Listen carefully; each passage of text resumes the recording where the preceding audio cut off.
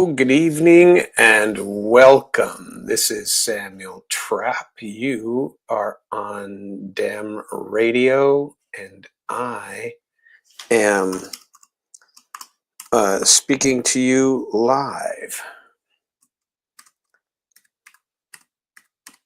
And I'm trying to connect. We've got some small issue we want to get to. Let's see where we are and see if we can't get to where we are viewing the channel and watching the live and hearing it. Viewing the channel. Okay, hello, good evening, and welcome. My name is Samuel Trapp. We are on Dem Radio. Okay, hello, good evening, and welcome. My name is International Flavor. We're trying something new today, and this is broadcasting international flavor, and we're trying something new today right for us, and that the volumes are doing well. So I am simulcasting right now on a video platform, and that platform is called StreamYard. But if you go to video platform, if you go to International Flavor English on YouTube, you can then see the complete story from where we begin. There's plenty to talk about today already, a ton of information coming in and a ton of things. I watched a very interesting interview today, and that interview was with a girl by the name of Panchenko. It was done in Russian, but she was interviewing Jeffrey Sachs, so she would give the questions in Russian to him, and he would respond to them in English, and of course someone was translating it all into Russian. And I was very interested in seeing it and seeing how she interacted with him, because it was such a good interview. And she's a good interviewer. I like how she interviews. And so there's, I like all of the way that she talks. If you don't know her, well, you don't know her history, probably because she's a Russian-speaking Ukrainian. So she was from Kiev, and I think she was born in the Donbass area, but her history doesn't matter except for the extent that she's a journalist and a pretty good one in Ukraine. Well, she has been sanctioned right out of Ukraine. She can't live there. She can't go back. And she has been just speaking truth ever since the very beginning. And her last name is Panchenko. And I have some video to play, but I don't want to play it of her because, of course, it's in Russian. And the interesting part is that she got Jeffrey Sachs on an interview because, and he gave a very good interview, just like he always does. And he was very much, well, and he's always, I call it righteous indignation, I suppose, for lack of a better term. He's a righteously indignant person. And certainly he is, because he gets to play I told you so all up and down the halls of Congress, all up and down the halls of the Kremlin, and everywhere else. Of course, the Kremlin agreed with him anyway, but well, not back when he was advising Gorbachev and advising Yeltsin, which was some time ago. Those are in my days when I was a simple young interpreter with the on-site inspection agency doing nuclear arms control, things like that. So his interview was very interesting, but I just realized I forgot to tell y'all that if you want to log in and do a video with me and want to be allowed on the video version of International Flavor, all you've got to do is go to YouTube, and it's at International Flavor English. There you can either give commentary, or if you watch the video as it's going along, uh, you can check the link below that is on the show, and it'll be a StreamYard link. And this link will allow you to uh, join the show. So you type in the link, you join in, and you join in on video, and you become a video participant in the show. And it's rather interesting because you get to be my interviewee, as it were. Now, there's a second way, and I haven't tried this yet. I'm pretty sure it works just fine. But if there are call-in people who wish to call in, you can call in to my number, the international flavor number, which is 573-226-2300. And that will allow you to dial into the program, and I can respond to you and do just a regular call in. Then you don't have to worry about links and going through all of that. And I've kind of married the radio version with the video version, and we can proceed. I'm also able to play certain videos that I wish to play. If any of you saw or didn't see this morning's interview, I believe it was on CBS, with Sergei Lavrov, being interviewed by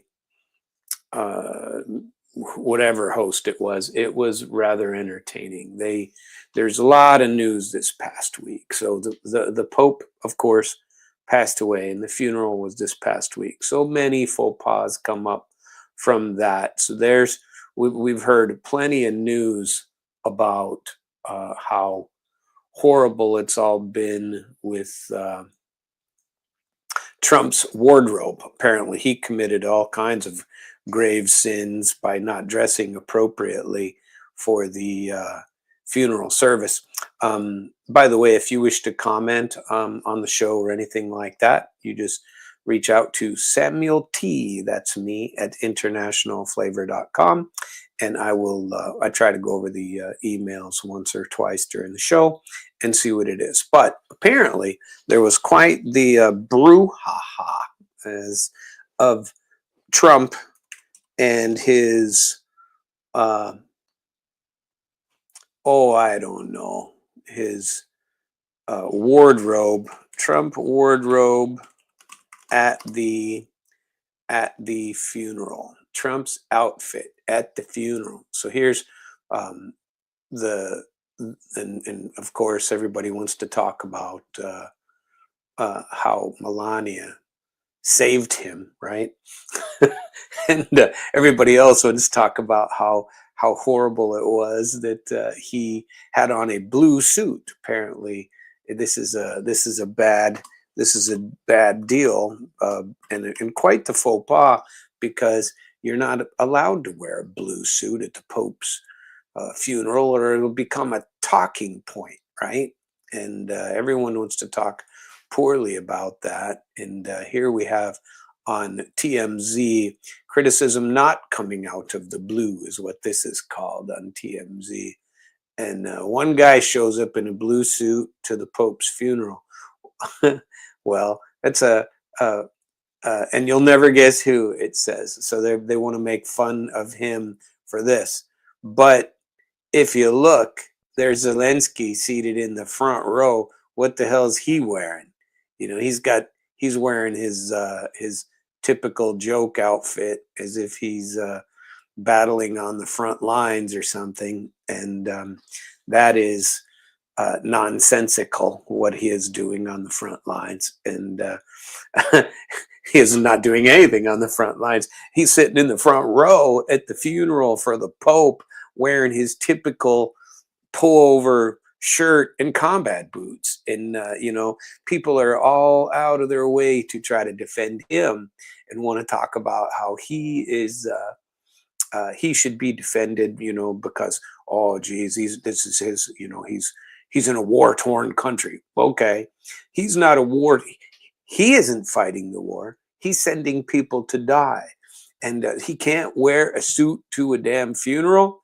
The guy owns a tie, I bet, somewhere. He's got a tie or two. Hell, I got a box of him. I'll mail him a few if I have to. But he could put on a tie.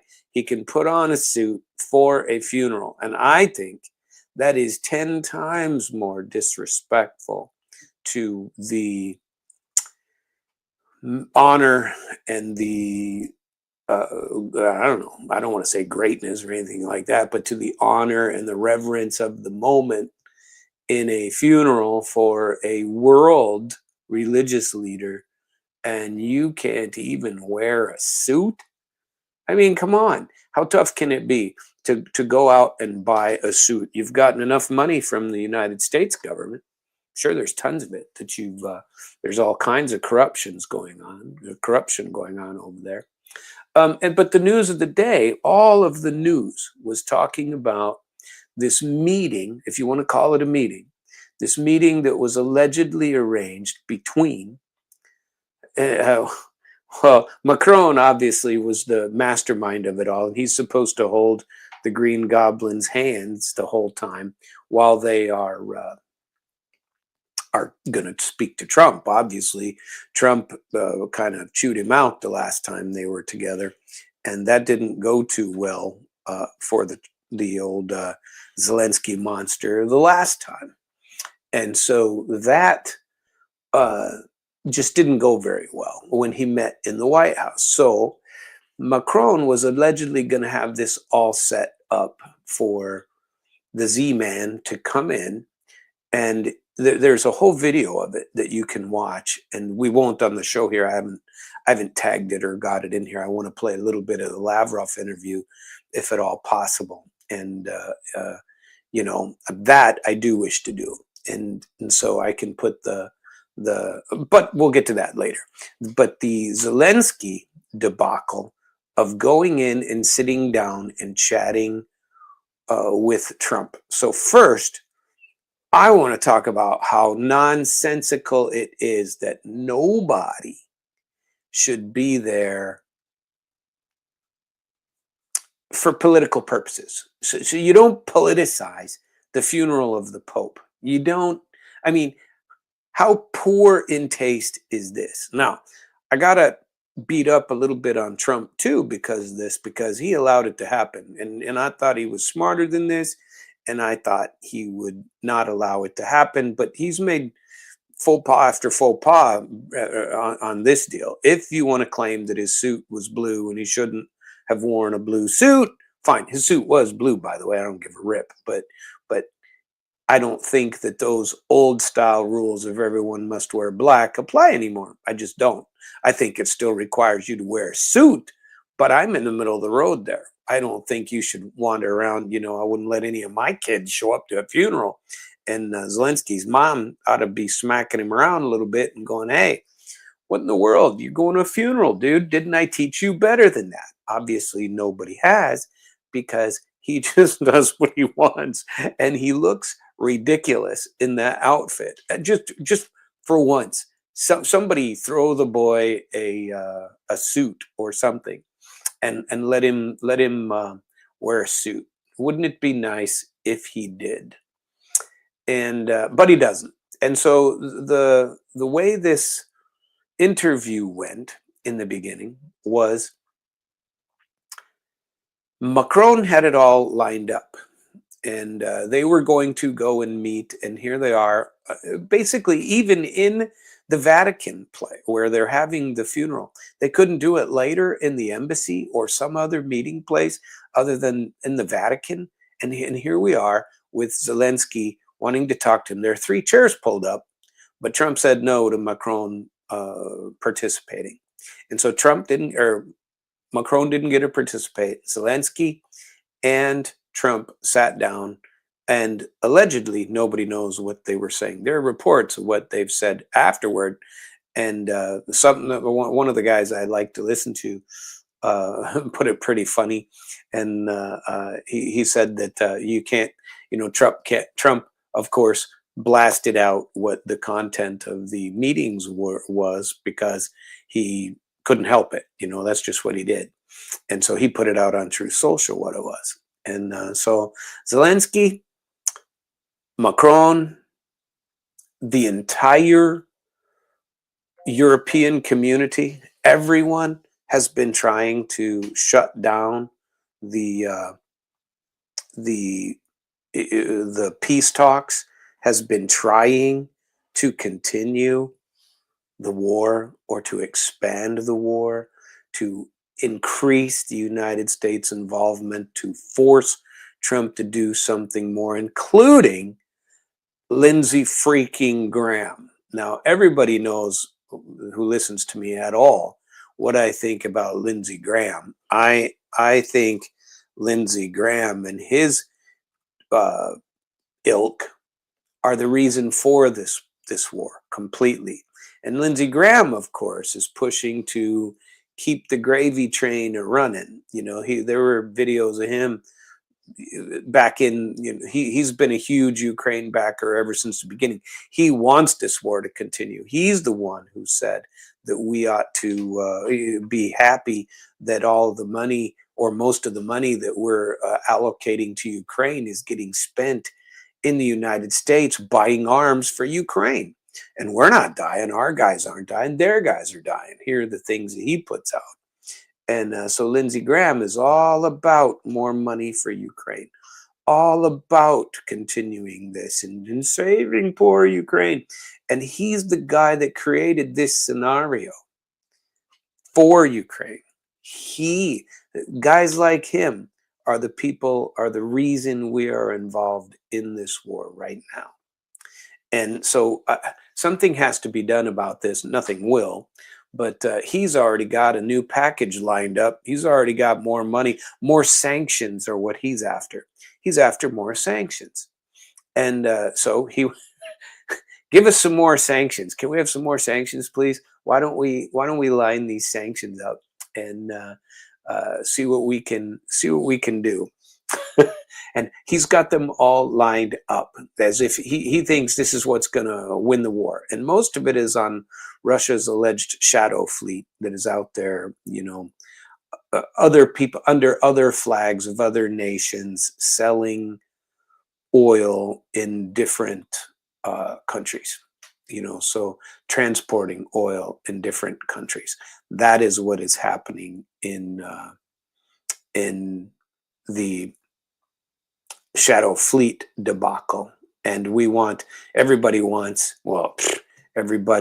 that Lindsey Graham likes. Lindsey Graham has been trying to coach the old Trumpster into giving more money to Ukraine, more weapons, passing them on, getting them out, more and more weapons. Probably wants to extend their ability to use ATACMS inside of Russia, even though Kursk is over. And but he still wants it to go on. He still wants this war to continue. And that is unfortunate for us all.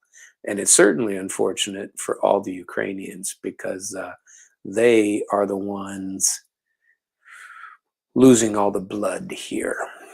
And that is truly unfortunate. So let's see if we can get to the show that the part that I wanted to with the Sergei Lavrov interview. And I haven't added it to the screen just yet, but we want it to be added to the screen here.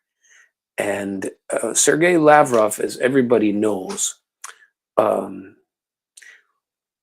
he was asked to speak about some of the things that Trump and Zelensky were allegedly talking about at the funeral.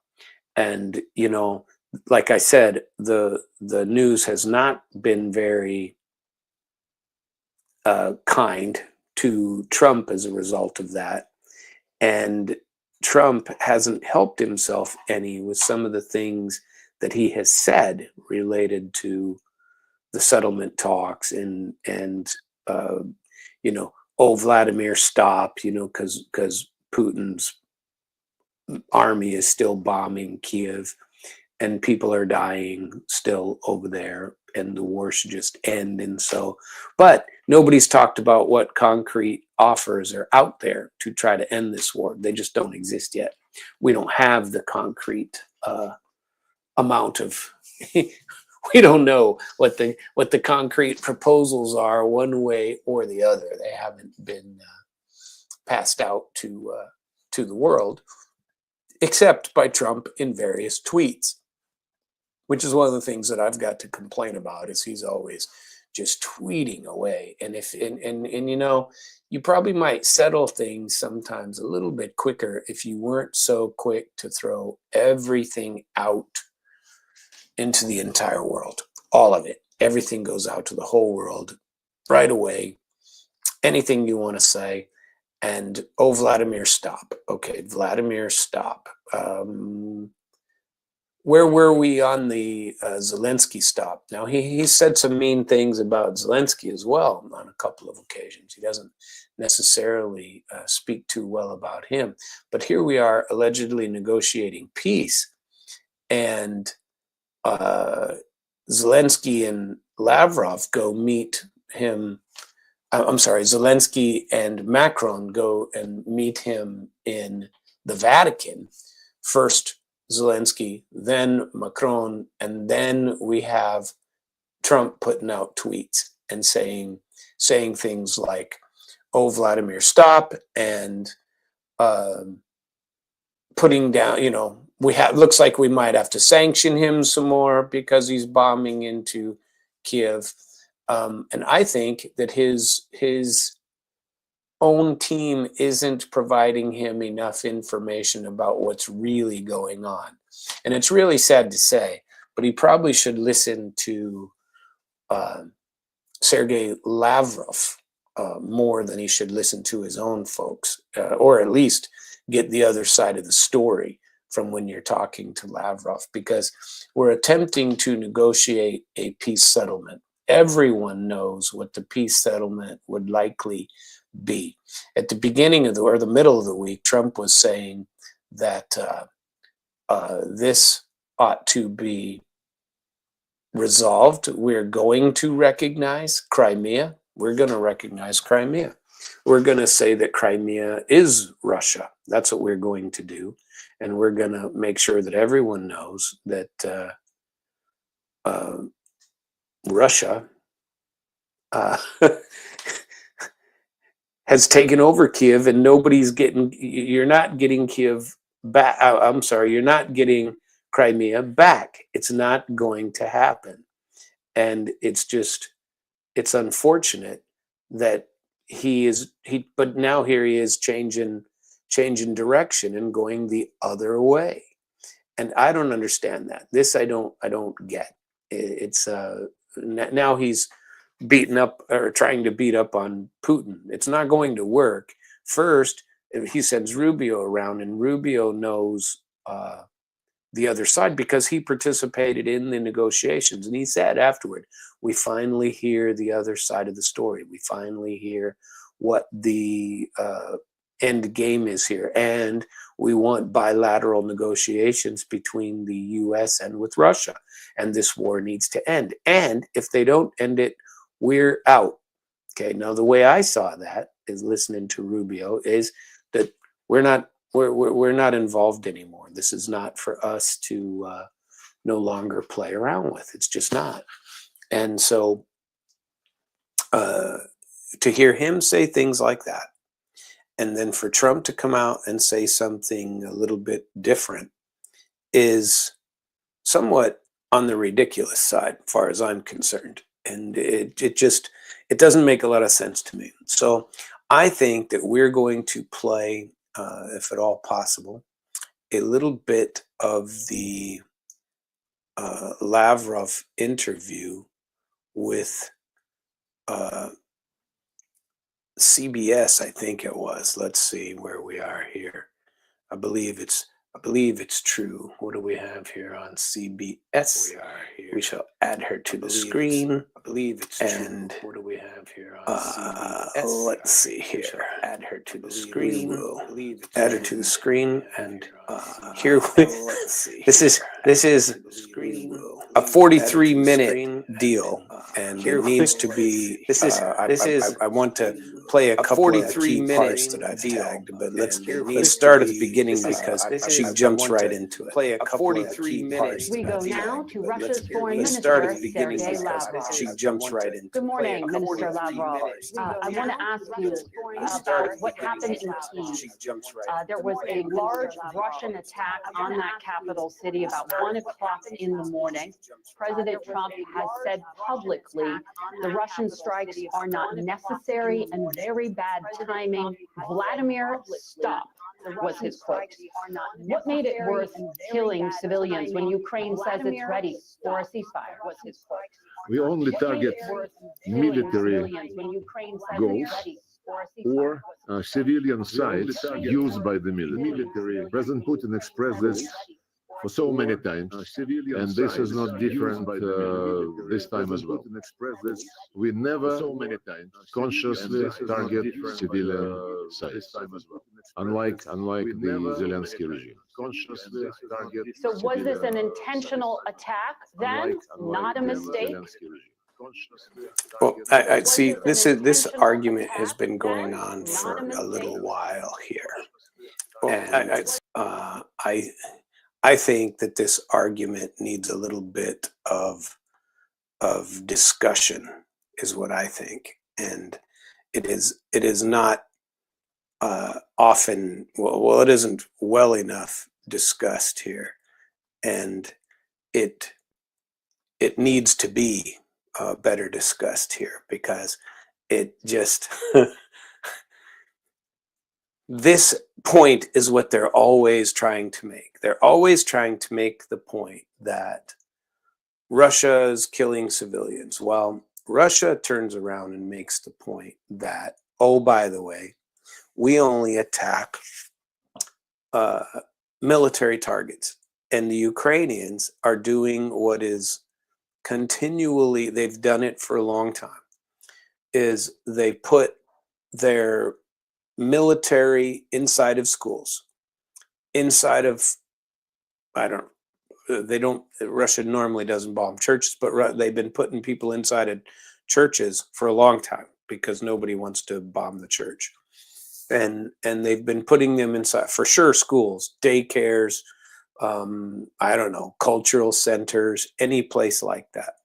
And so Lavrov's point was that this attack, we're not saying this attack is all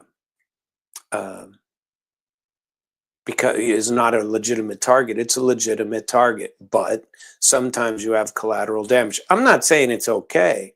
I'm just saying that you should be able to make your own determinations here. And the way these questions are always framed, this is CBS, by the way, that they're always framed, the framing is forever. So here's your question. So it's an intentional attack then, not a mistake? And we get to hear how he responds.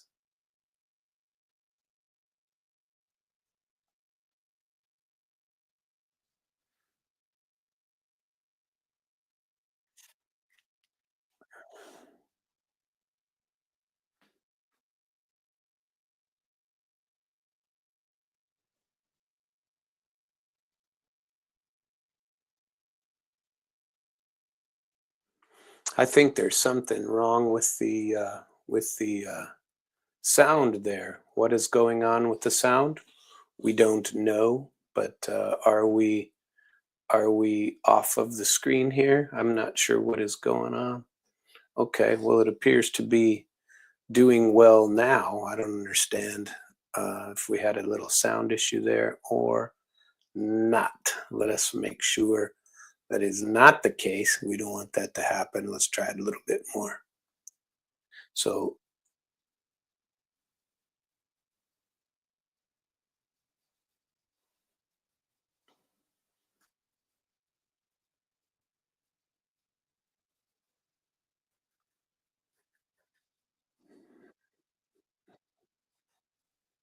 Well, it appears that we are losing sound again. I'm not sure why that it's happening, but I guess it's on the audio clips and not on the not when I'm talking. So I can't play the audio clip through the platform. It's not coming through, which I don't understand. But it always always has before. So I can't tell you why this is occurring. But once again, technical difficulties for which I apologize, and they shouldn't be occurring. However, they appear to be, and this we don't like. And so, where are we in our uh, program here? Let us see where we are on this. I'm a little, well, here we go. I'm going to have to go back and do this the way I was doing it because this is my experimental night. And I'll probably do a live show tomorrow as a result because this just isn't working, as in the way that I want it to work. And so we're going to turn her off because we're not getting the content there. And wonder what that story is. Let's see. We're going to try it one more time because she asked some very good questions here. Or I'm sorry, he replied to them, and she kept telling him how short he was responding, and had some questions about Trump. And it was a very entertaining interview. If you haven't seen it, you can go out and watch it on the CBS. Well, the Ministry of Foreign Affairs website on the Russian side has it in English. And so if you go out to YouTube and type in the Ministry of Foreign Affairs for Russia, you can see the entire Sergei Lavrov interview with CBS on April 27, 2025. It occurred this morning.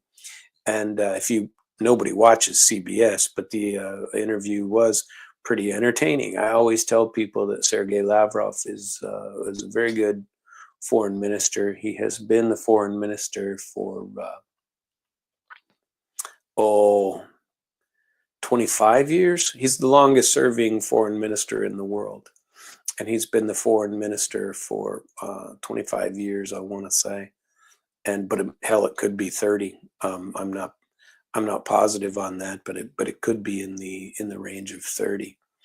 And so he knows what he's talking about. And this entire interview, what they were trying to do is, or what she was trying to do, was say that Russia is against ceasefire, is against finishing this war, is against peace.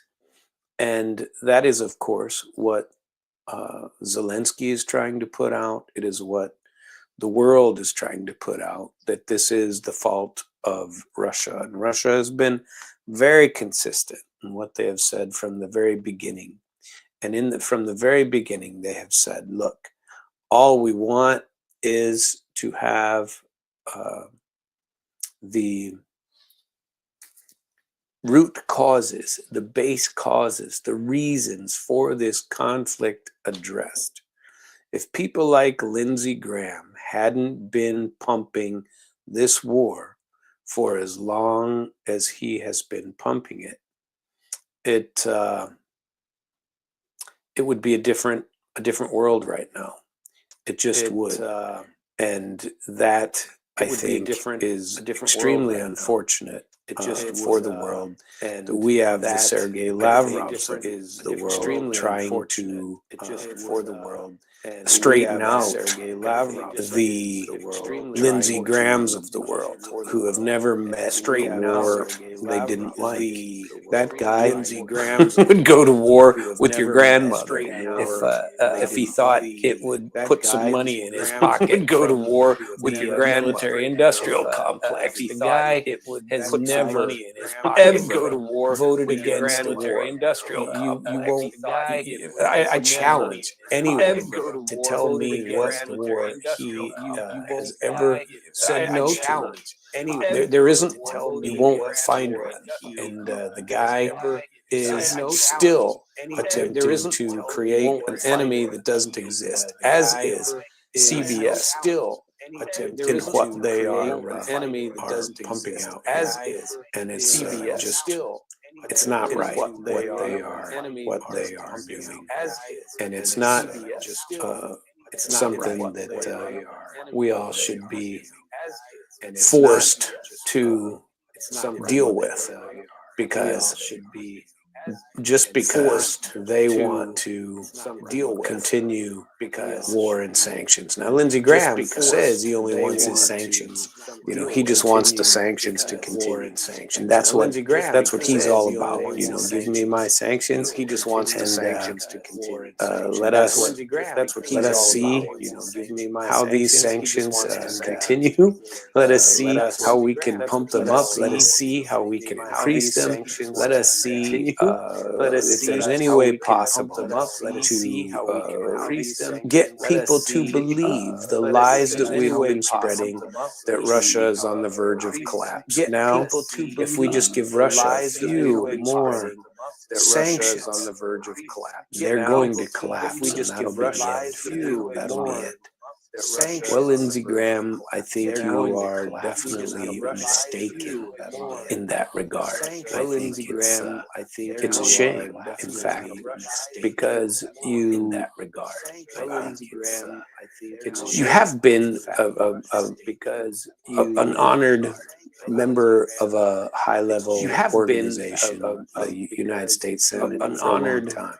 But it's people like you that make the rest of us think that all it is one big bag of corruption, one big bag of one war after the next. All it is, and it's really depressing. You know, on that note, I wanted to tell you a little Samism, a small story I had. This is unbelievable to me, in all truth. I'm trying to get rid of crap in my garage, and I just want to get rid of it. I'm trying to get rid of crap in my garage, putting stuff on whatever marketplace or on a garage sale site or whatever, trying to get people to come and take away some of this junk that I've accumulated over the years. And so some ladies showed up looking for them. I don't remember what, and so relevant to the story, but they showed up, and there were three of them, and they're down here in Florida, end of the season. They're getting ready to leave. They saw a garage sale, end of the season advertisement. I'm not having a garage sale, but I'm selling crap out of my garage, so I suppose I am. But not technically, and they just came for some marketplace thing, and the three of them were together. And they saw in the garage some of my Soviet Union posters and a couple of paintings, you know, the Soviet Union one of the back of a couple of paintings, you know, Soviet Union one of well, the three. It was actually, well, it doesn't matter. They saw some paintings of mine, and they started questioning, saying something about Russia. Oh, it's terrible. What's going on over there? Oh, those poor people are being. Oh, it's terrible. What's going on? It's a terrible country, and I don't know where this was coming from. I was like, nah. I said, actually, it's really not bad at all. And I don't know where. Frankly, it's a very nice place. Actually, it's really, and people are wonderful. Oh no. I couldn't believe how nasty they were. Oh no, I wouldn't live there. The government tells you what you have to spend your money, and it was just. I listened to him for about 5 minutes, and government people like that, it's pointless to argue with.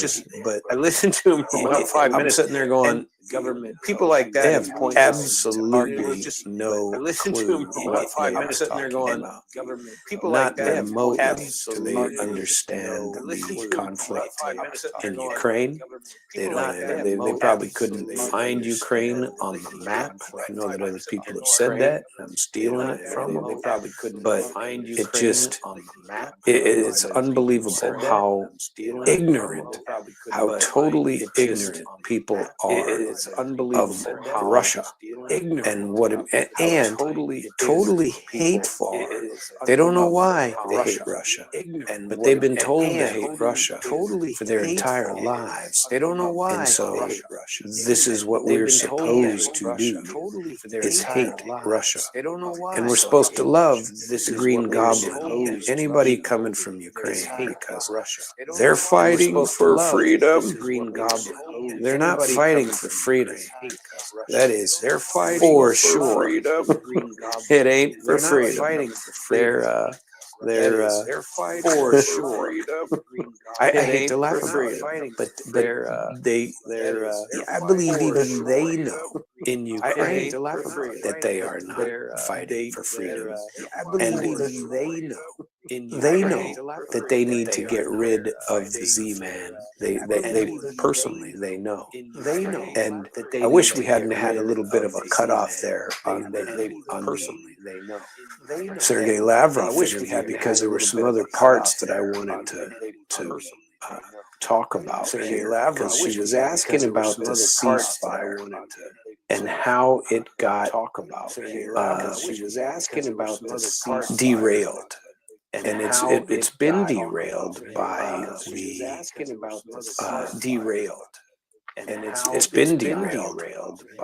the alleged peace process in Europe. Okay, so all of these things, the Europeans, Zelensky, they're all trying to force continued war, greater war, more war, not less. They don't want less war. They want more. They want to. Not less. I don't know what, but we're still in this globalist. This is the war of the globalists. I don't know what versus the nationalists. And I believe Trump to be firmly on the side of the nationalists, but I'm really worried about it. And so let's see if we can give you another portion of this video, because I think I might have gotten it to work here. If it goes right. Let us make sure, and in order to do that, I gotta make the window just a tiny bit smaller here. And make sure that it's doing what I intend it to do.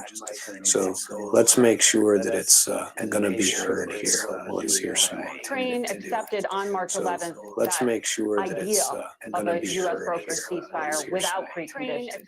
You're saying the preconditions are a negotiation to end something else? No, it is not a precondition. It is the lessons learned after at least 3 times. The deals similar to the one which we are discussing now were broken by the Ukrainian regime with the strong support from European capitals and by the administration. If you want a ceasefire, just to continue supply. Okay, so what he's talking about here is the ceasefires from the Biden administration. So what he's talking about here is the ceasefires from the Boris Johnson and everyone else kind of destroyed any ceasefire. And then she asks whether or not this ceasefire that came out just a month ago is something that'll still be honored by Russia. And he's saying, look, we didn't break the ceasefire that we all agreed to, that was on infrastructure, and Ukraine instantly did. And she said, well, that's what you said. Basically, that's what you said.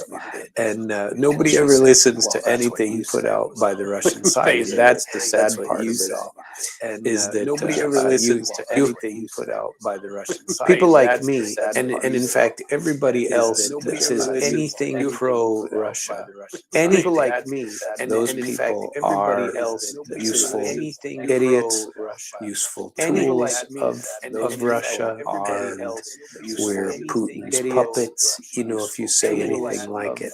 Jeffrey Sachs said the same thing in his interview on that Panchenko. And if you get a chance to watch that, it would really be worth a watch, because he is And it's like a chance to watch that. It's like I don't know what it's like just a one man standing on a hill against a million. It's like just a one man attackers. And that's how I feel about people like Jeffrey Sachs. He is the voice of reason in all of this. And believe it or not, so is Lavrov.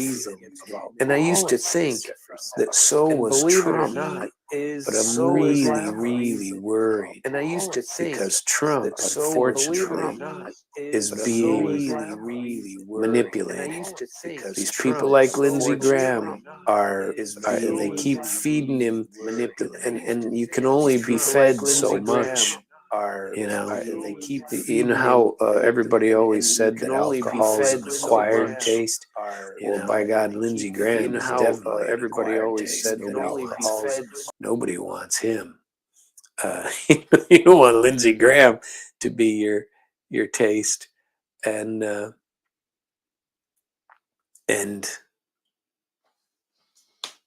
don't know what I see. Well, then we should. Well, shit. Okay. I don't know what that means that I am now looping. What does that? Well, we shall figure it all out. I am eager to continue on with the program and see what it is, but I hope that that is not the case. And I've taken it out. So I will. I think, you know what I think? I think I'm going to go to the news of the day because I very much like it, and quit trying to play the video that won't play. I can't get it to play. And so therefore I will quit trying to get it to play because it's apparently not working and I would like it to. So I'm going to go back to the framework of the Lavrov, him and his interview, and in the Kursk region, there was a lot of news. She asked him also about the people that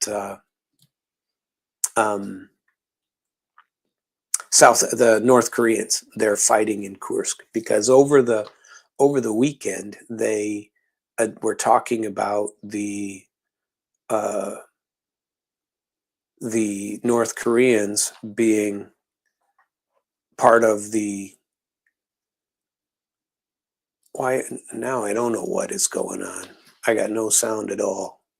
Dead air. What indeed is happening? Well, is it because it's not coming out here or what?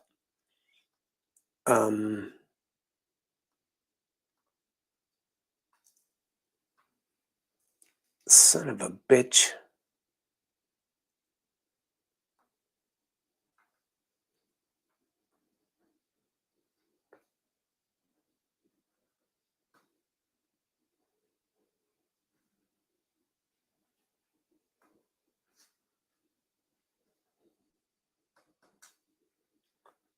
There we go. Are we live again? I think we lost a little bit of time there and nothing occurred, and that I don't like at all.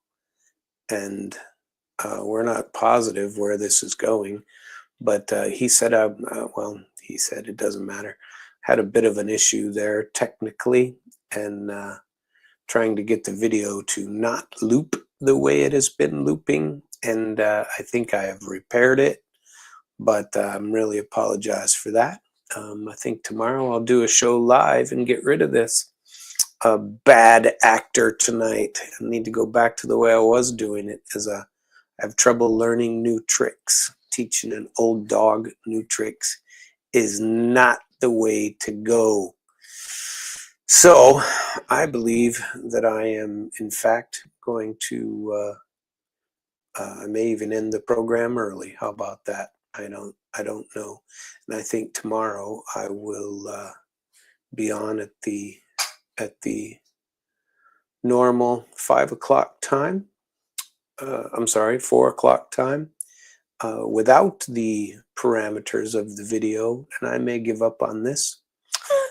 On this, trying to get it, but no, let's try to save it for a little bit. I'm sorry, I don't mean to be so morbid about the whole blasted thing, but I tried something new and it didn't quite work out the way that I wanted, so I apologize for that. But here we go. We will proceed with because I had some good topics I wanted to speak about today, and I'll still get to them. I'm very much interested in the North Koreans and what they have done in Kursk, because the foreign ministry for Russia finally came out and said thank you. They actually said thank you to the North Koreans for helping them defend the homeland in Kursk. Now, frankly, it's not that they've been denying it, but Kiev has been pumping it all along. And you know what the West is going to do.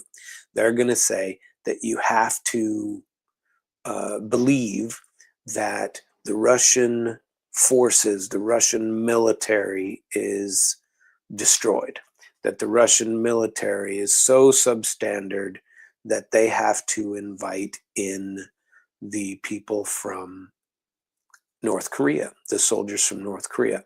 There's been, now they announced as well in the same interview, in fact, they announced that 76,000 Ukrainians or mercenaries involved in with Ukrainians, 76,000 died after since the assault on Kursk, just in Kursk.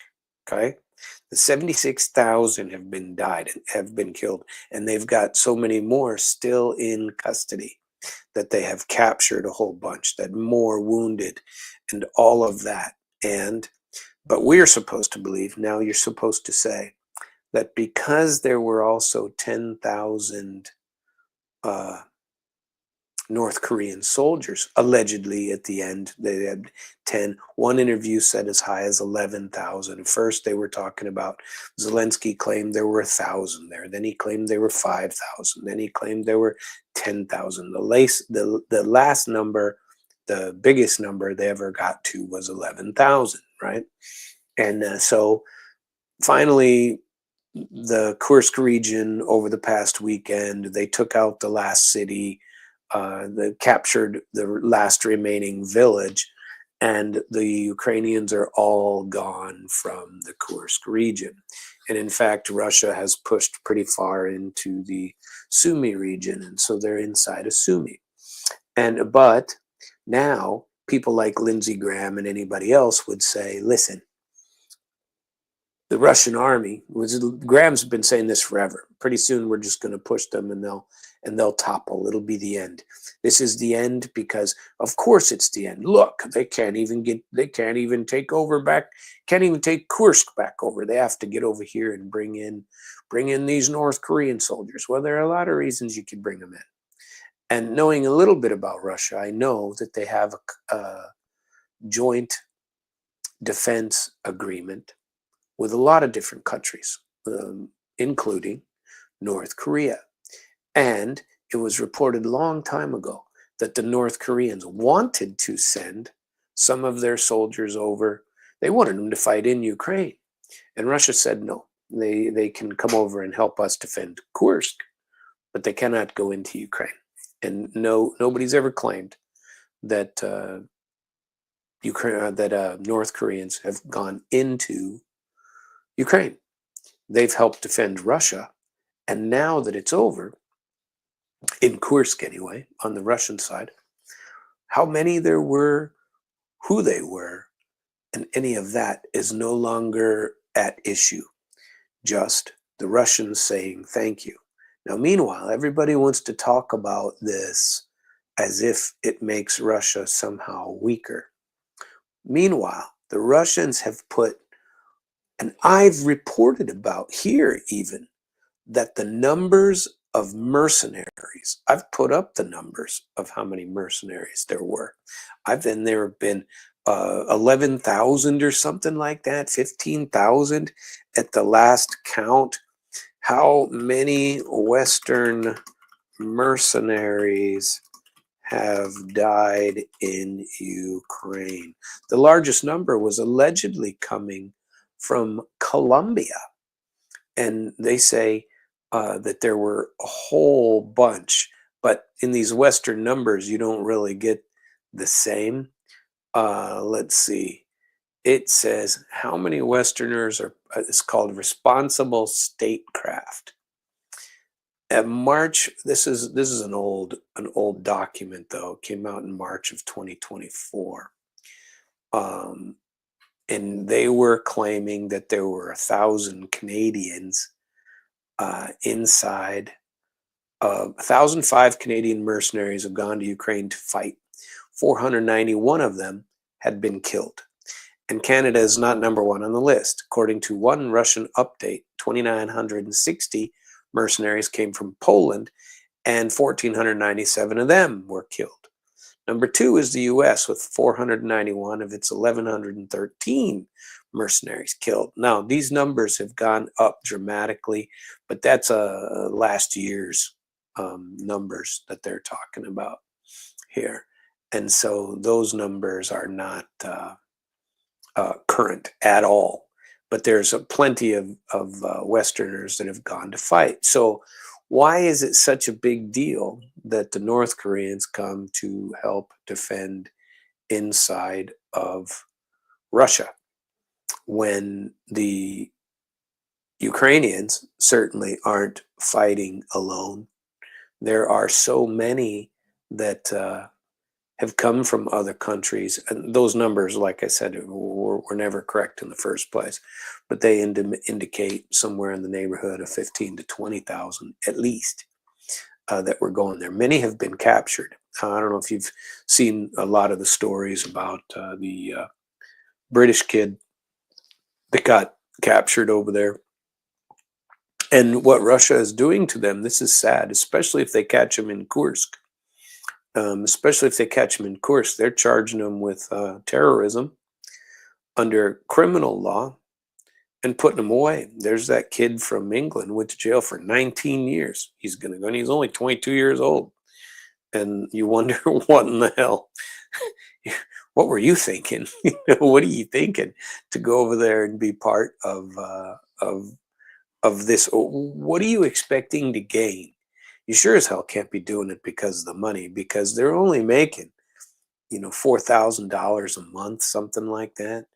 And you got to tell me, you can't tell me that in England, you can't get a job making at least something similar. I can't imagine, that is an increase in pay. But he was very patriotic, and they were talking to him about it. But they also talked to him. He's one of the guys they talked to about the fact that the command didn't know what they were doing, and that was unfortunate but true. And so a lot of these captured people they put on later. Now, what Ukraine did with the Chinese guys, so. The Ukrainians put out a couple of weeks ago, might have been more like a month ago, that they captured a couple of Chinese people there inside of Ukraine that were fighting for the Russians. And while they were in Kursk, they took pictures and showed the bodies of two North Korean soldiers with these notes pinned to notes in their pocket. And what these notes said was that the orders they had received from their command in North Korea was that you don't get captured, that you must take the ultimate sacrifice if you get captured. And so they had these notes in their pockets, say goodbye to our families and say goodbye to this because our orders were blah, and they killed themselves. And so that was a horror story that the Ukrainians were pointing out. It had to be within the last month, but it might only have been as little as 2 weeks, but I think it was about a month that it came out. Could be a little longer, but it doesn't matter. There haven't been a lot of stories, and there hasn't been a ton of North Koreans found. All there has been is a continual barrage of news about how Russia is failing because these North Koreans are having to come in and help them out in Kursk. And so now, as of today, this morning, when the Ministry of Defense of Russia has admitted and thanked for their participation, the North Koreans, then now I can guarantee you all this week it'll be people like Lindsey Graham will be yelling, well, geez, here we go. They're so backward and destroyed that they had to bring in the North Koreans. By the way, North Koreans are not an unserious force. And yes, they have been providing a ton of ammunition to Russia. They've been providing a ton of it. And that ammunition has been helpful, mostly in the 155 millimeter shells or whichever shell they're using over there. They've been producing a ton of them for Russia and sending them on over. But Russia gets a lot of weapons from a lot of their partners. Iran provides all these Iranian Shahed drones that come out, and those have been a big part of the war effort. And there's a great deal of it.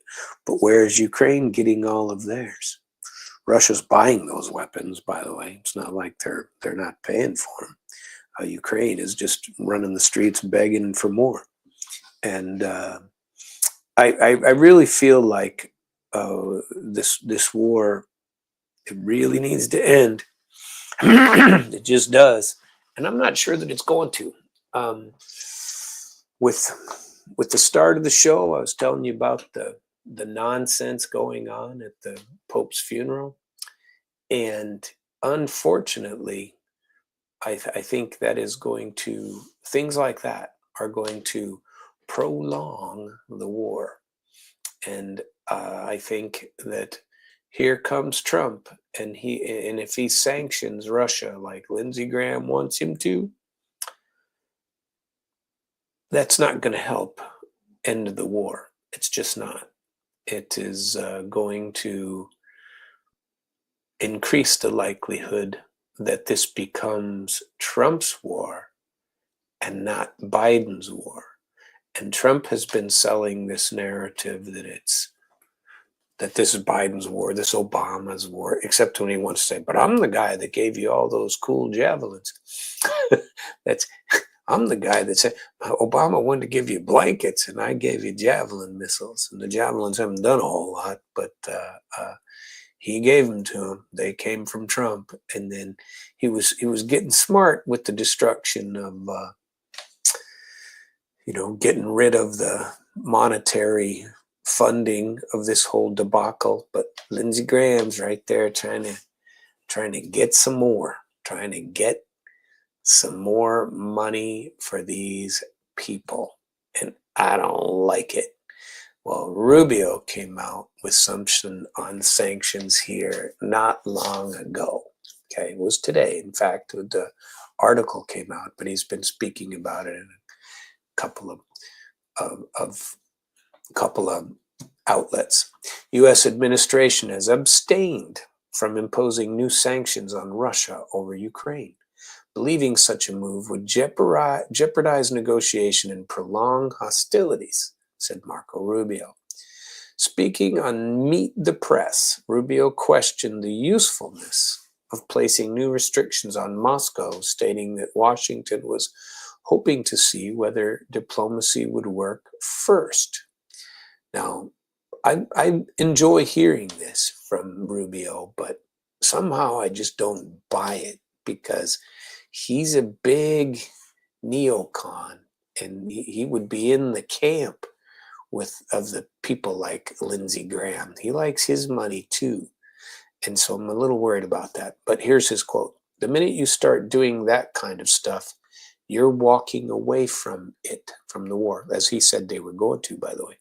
You've now doomed yourself to another 2 years of war, and we don't want to see it happen.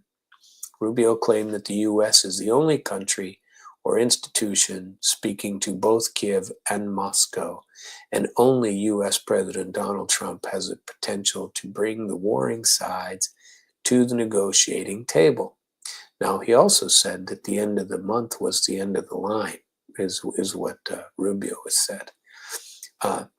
The upcoming week is expected to be very critical for the White House with regard to the talks, and the administration is trying to make a determination about whether this is an endeavor that we want to continue to be involved in. While Washington does not want to walk away, it does not want to spend time on something that's just not getting us there either, said the secretary. There are reasons to be optimistic, but there are reasons to be realistic. We're close, but we're not close enough, said he. The remarks came a day after Trump threatened Moscow with new sanctions over the conflict, accusing Russia of trying to drag out hostilities and shooting missiles into Ukraine for no reason over the past few days. And this is why I think he's just dead wrong, or somebody's not informing him what is going on. You know, maybe he just doesn't like the fact that they're shooting into Kiev, but don't think that Kiev doesn't have military training facilities that people are willing to fire into. Moscow maintains and only targets facilities and infrastructure used by Kiev's military, and has repeatedly denied accusations of staging indiscriminate strikes on civilian areas. And if you're going to complain about that, by the way, as I always say, when are you going to talk about what happened on the Crimean beaches, sending scatter rounds among beachgoers, killed 134 or something like that? Where's the outrage over that, which Kiev engaged in? You never hear a freaking word about any of those things. What about the staging of the bodies for Bucha? What about all that? Trump's threats came as Moscow once again reiterated its readiness for discussions with Kiev without precondition.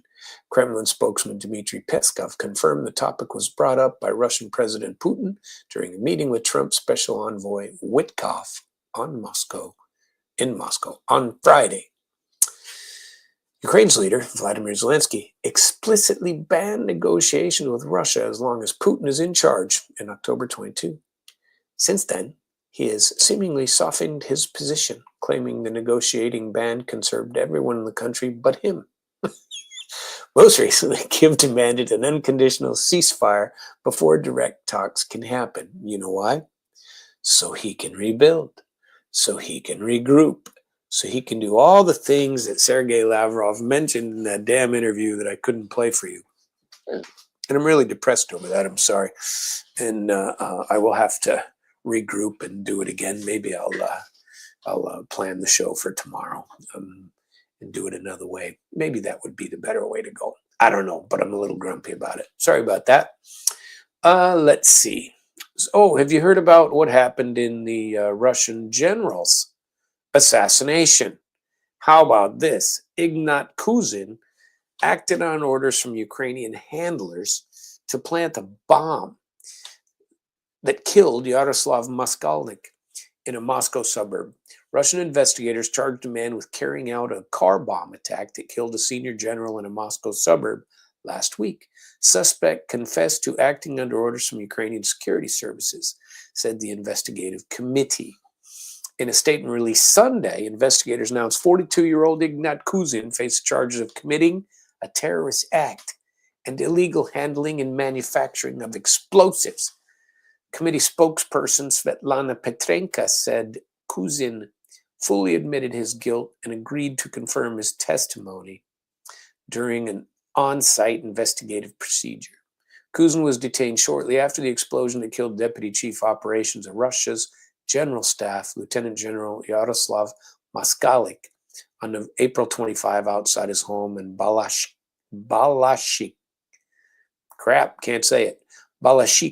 Petrenko stated that Kuzin had been recruited by the Ukrainian Security Service in 2023. For his involvement, he was promised a payment of $18,000.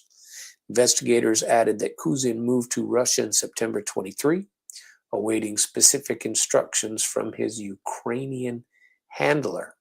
Now, what I heard about this was that he installed the bomb, but who pushed the button was Ukrainian operatives, Ukrainian security service. So in late 2024, he received information identifying Moskalik, the deputy chief operations of Russia's general staff, as his target and began surveillance by renting an apartment in the same building. According to the investigative committee, authorities said he purchased a car, parked it near the entrance, later planted an explosive device, and also installed surveillance cameras and control systems, which he retrieved from a secret storage place. The committee said that after final preparations on April 23, Kuzin disappeared from the scene and the bomb was detonated remotely by an unidentified employee of the Ukrainian Special Services. Investigators confirmed that Moskalik was killed instantly by the blast, which was caused by an improvised explosive device packed with shrapnel. According to Telegram channel 112, Kuzin was detained in Turkey. The outlet reported the man is originally from the Ukrainian city of Sumy. He holds a residence permit in Ukraine, said the FSB. So there you have it. Unbelievable, huh?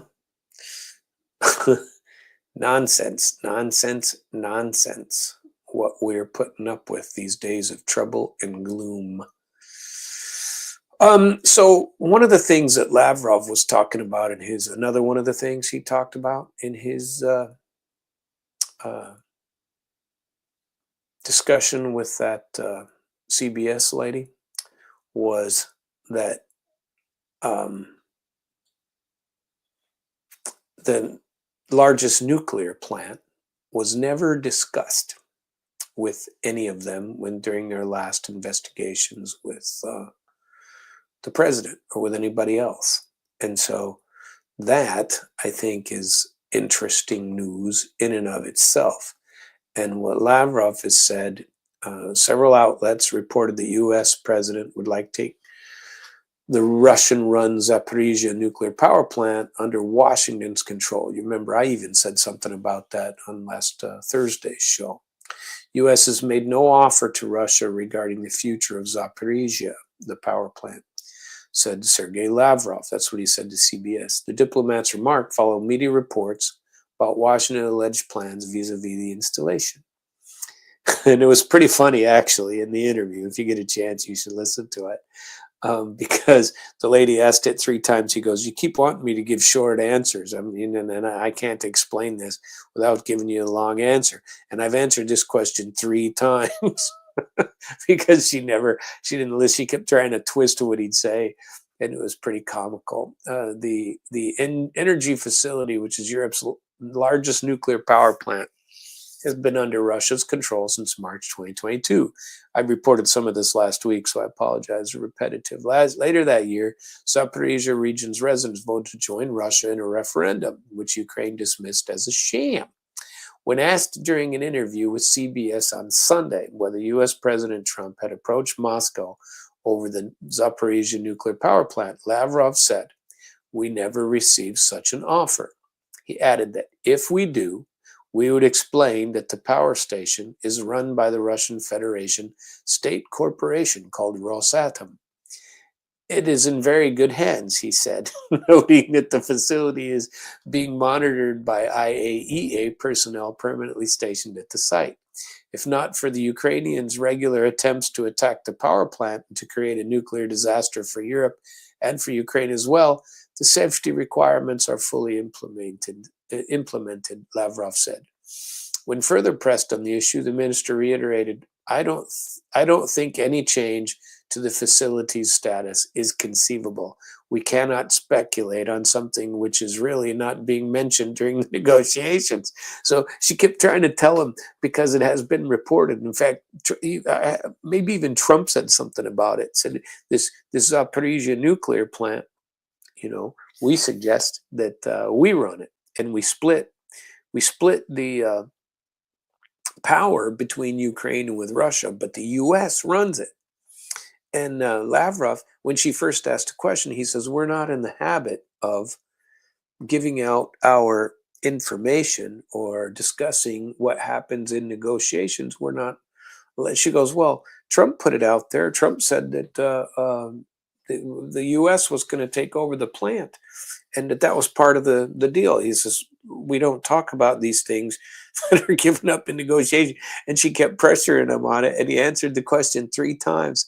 And then she said, she also said a couple of things, and it was pretty funny because Lavrov kept trying to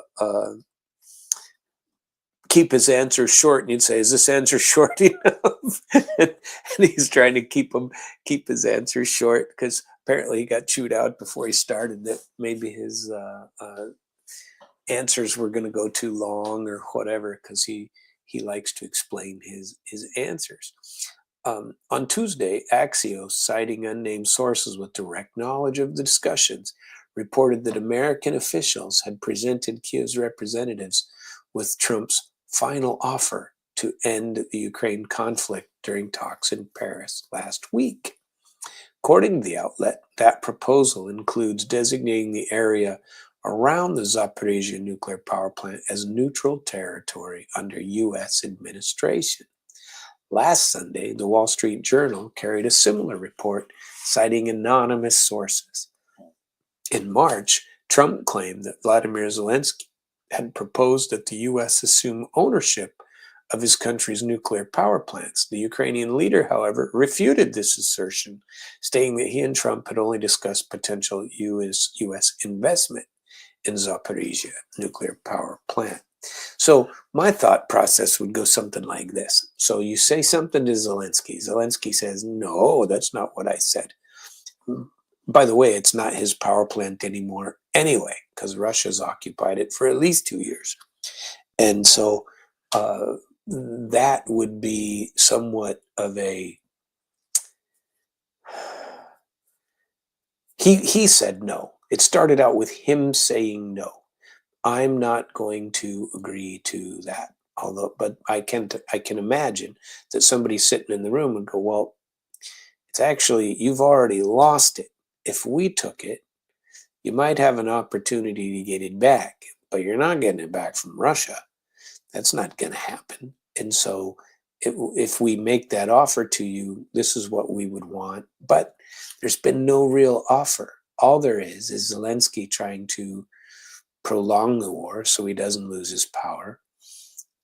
The West trying to prolong the war so West doesn't lose its hegemony, or thinks it won't lose its hegemony. Its hegemony is already gone, friends and neighbors. And now Lavrov is pressed upon these rumors that this has been passed out as a final offer, which was a final offer, according to Axios, between Kiev and Trump, but nobody said that they agreed to it.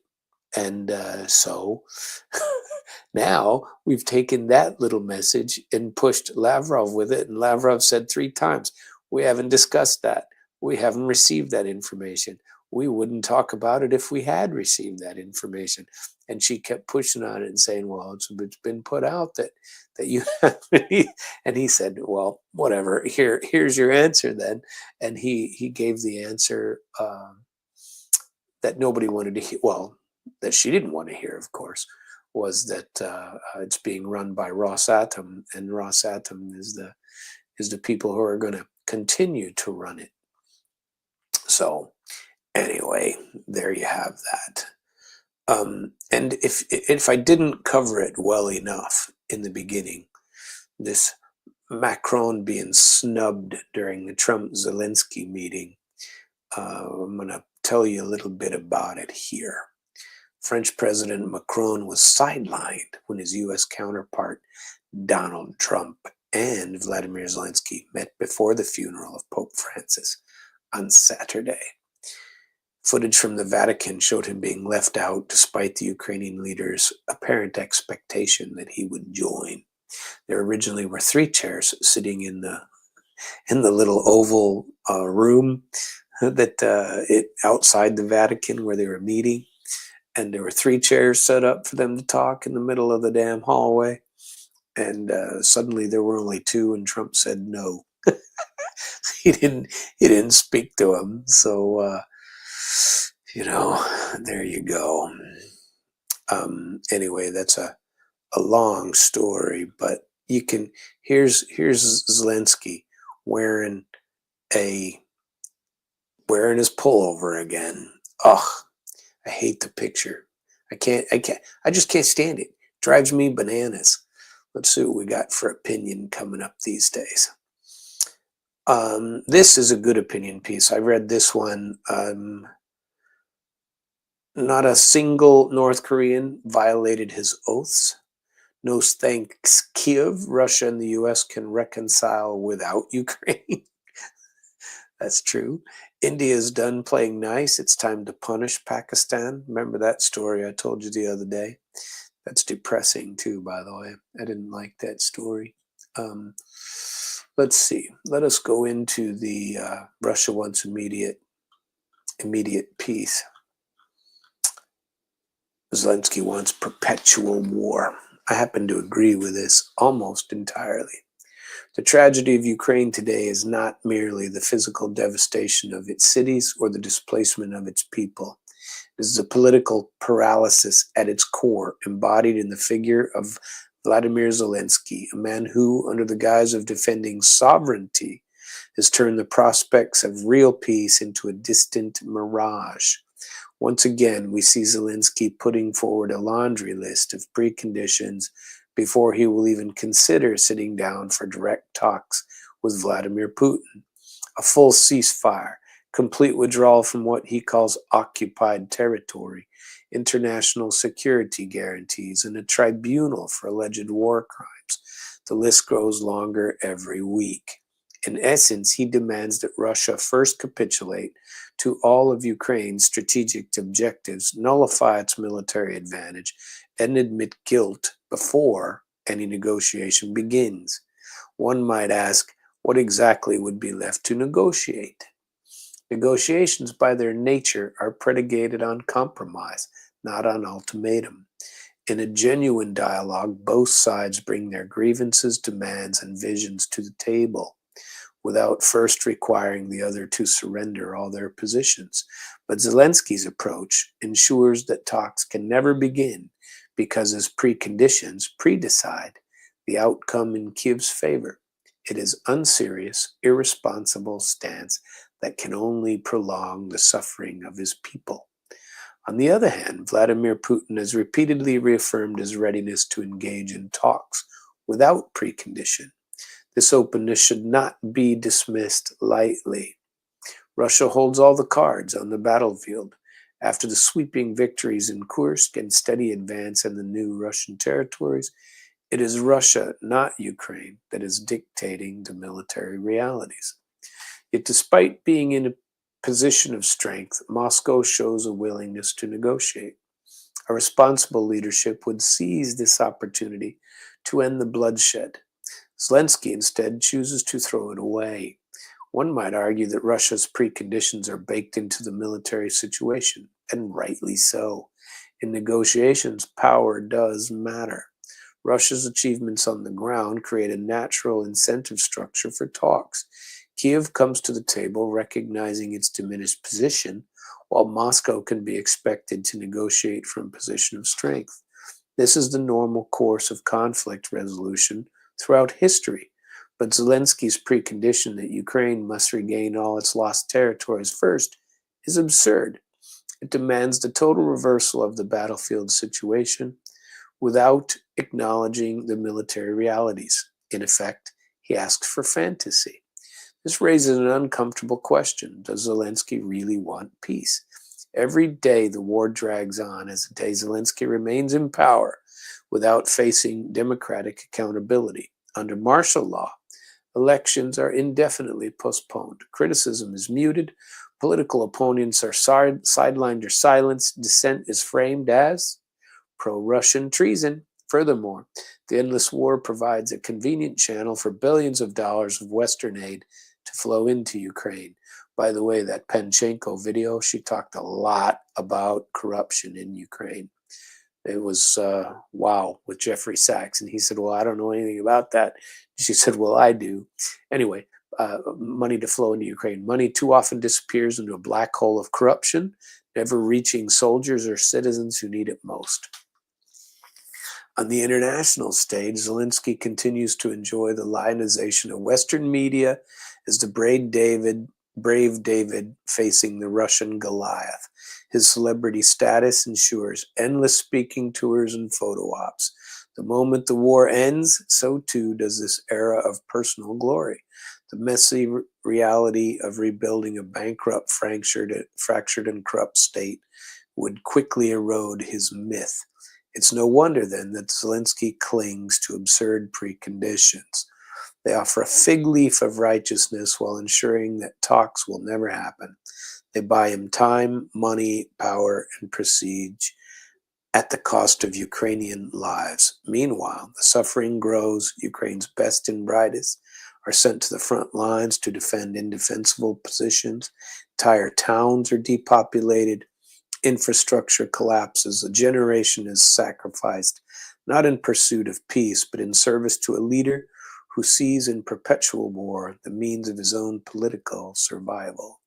The world must recognize this grim reality. Genuine peace will require dialogue, compromise, recognition of the facts on the ground, not wishful thinking or political theatrics. Zelensky's insistence on preconditions is not the mark of a statesman. It's a strategy of a man desperate to postpone the inevitable reckoning of his failure. If he truly cared about his people, he would sit down with Putin today, not when every demand has been met, not when he has a script that guarantees Ukraine's total victory, but now when the price of delay is measured in blood. Peace is not built by ultimatum. It is built by the courage to face hard truth and make painful compromise. Zelensky has shown neither. Not a bad article written by Nadezhda Romanenko, a political analyst, and I like it. And Zelensky talks nothing except his hatred of Putin. Remember, I hate him, and he wants the world to know he hates Putin, and that he, will not settle. He will not settle without Russia giving in.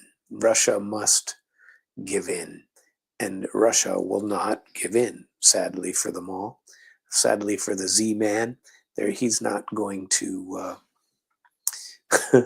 he's not going to give up. And, yes, that's what he's going to do. He's going to give up, retreat from the 4 territories that he's taken, and throw in Crimea, which they took over in 2014, and just say, oh, geez, have Sevastopol. That whole war, the whole Crimea thing was because the Russians didn't want NATO in Sevastopol. And by the way, neither did the Crimean people. They didn't want them in there either. It just wrong what they're all discussing here. Are you picking up what I'm putting down, as they say? Well, this show has been a bit of a scam from the very beginning. I had, no, it actually worked out pretty well. My technical difficulties didn't start until I tried to do something entertaining in there and tried to put the audio to feed through. And it didn't work. I don't understand why I was having that difficulty, but I shall research and find it out. It appeared to be doing pretty well, and it appears that I can do what I am trying to do, and I want to verify the sound and see how everything went out that way. But I appreciate you all being here. I encourage you to come back every night at 9 p.m. and join me, and we will work out the little network bugs, and everything will be just peachy keen after that. I appreciate you showing up. Please join us on Damn Radio. Check the schedule on Damn Radio for the other fine talent that we have. and make sure that you mark your calendars. You can go to Dem Radio /schedule and check all of the schedule. And you can also listen to all the podcasts on the air at the same time. And so I very much appreciate you being with us this evening, and have a good evening.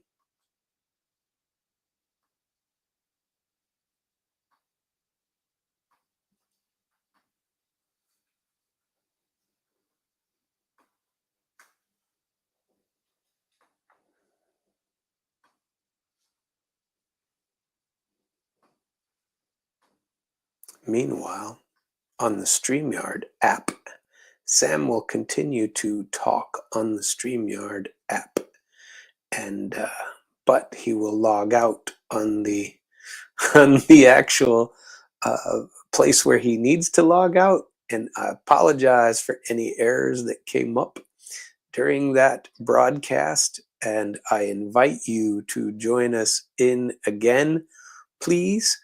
And I very much apologize for those shortcomings in the show, and I will work those out when I